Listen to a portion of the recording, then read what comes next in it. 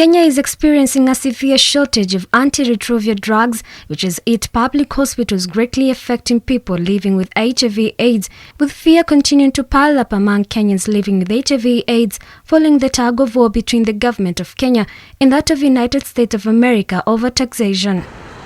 Instead of using government channels, USAID has used a private firm to reach the Kenyan government, but Kenya argues that the arrangement flouted tax waiver policies on government-to-government donations. However, this means persons living with HIV/AIDS will only get their dosage supply for a shorter period of 2 weeks compared to the 6-month dosage they received previously. This has led me to the largest slum in sub-Saharan Africa, Kibra, in Nairobi.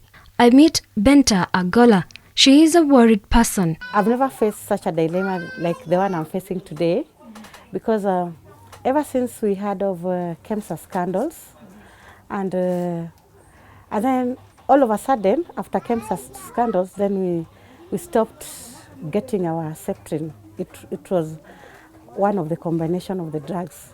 Septrin was taken separately from the drugs, and it could help us take care of infectious diseases. So for the last 1 year, we've never had Septrin. We have to buy, and a packet goes for 100 shillings. And the poverty levels in Kibera are high, and it's even hard to get food on the table. And like millions of people living with HIV/AIDS in the country, she has been troubled by the news of ARV shortage due to a diplomatic row between the government of Kenya and U.S. Agency for International Development, USAID, which has contributed to failure of approval for antiretroviral drugs for distribution. Yeah. But the effect is highly felt. Agola is a mother of 6. She has lived with HIV/AIDS for the last 2 decades and tells us that things have not been the same. It has caused mental torture, especially to someone like me. As I told you, I've lived on drugs for the last 20 years, and I've never faced such a dilemma. So, because mental disturbance, if you miss 1 week, you go without getting drugs, what will happen to yourself? Because all opportunistic infection will all come back and will go down. And now, it has been a milestone. We started with the people who started before me started with 18 drugs a day. They went to 9 drugs. When I came, it was 6 drugs, 7 drugs a day. And then we went to 3 drugs. Now it's 1. And we are seeing light at the end of the tunnel. Then all of a sudden, it's a dead end. Agola has ARVs to last her for only 2 weeks. I'm wondering whether the government will have solved that issue by then, because the government is putting us at a very high stake. We are not sure about tomorrow. And with the news of the drugs shortage, she is uncertain whether she'll get the drugs to sustain her this time. Besides that, regular clinics since the outbreak of coronavirus pandemic has been discouraged, since they are more susceptible to coronavirus because of their compromised immunity. But now with the rationing of the drugs, she has no choice. They allowed people to keep billions in their pockets at the expense of the sick. And that is so sad. That is so sad, yeah?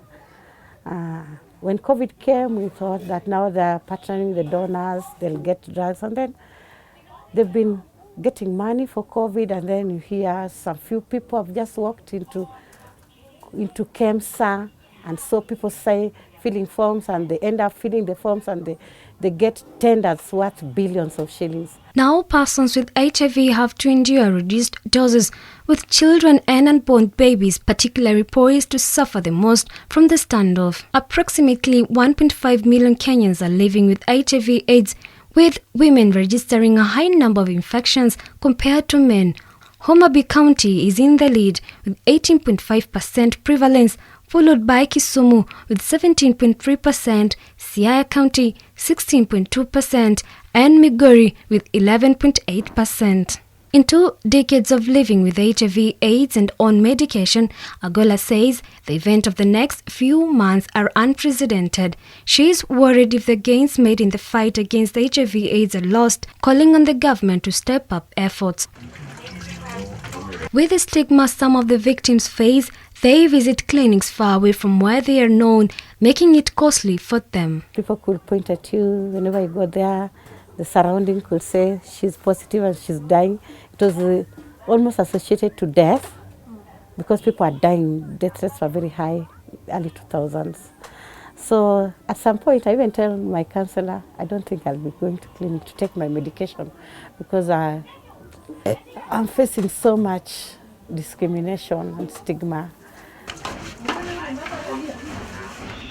Agola's plea and that of millions of people suffering from the same fate is that the standoff between the government of Kenya and that of USAID would be resolved and reduce the risk and save people like her. Dolly Murigi for Hope TV from Kibra, Nairobi County.